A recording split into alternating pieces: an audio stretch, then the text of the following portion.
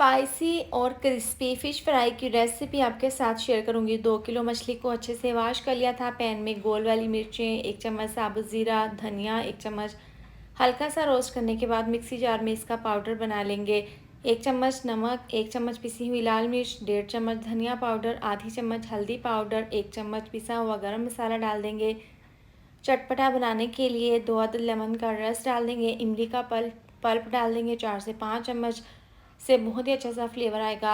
अच्छे से मिक्स कर लेंगे। अब जो हमने मछली अच्छे से धोकर रखी थी ना, इसके ऊपर ये मसाला लगा देंगे और अच्छे से तमाम पीसीस पर इस तरीके से लगा देंगे। अब इसको आप मैरिनेट करके रख दें। आप इसको फ्रीज़ भी कर सकते हैं और जितनी आपको चाहिए है इतनी आप फ्राई कर लें। तो देखें, 4 से 5 पीसीस ऑयल में डाल देंगे। एक साइड से फ्राई करने के बाद इसकी साइड को चेंज कर देंगे। इसको तकरीबन 18 मिनट हो गए हैं। बहुत ज़बरदस्त सी फ़िश फ्राई तैयार है।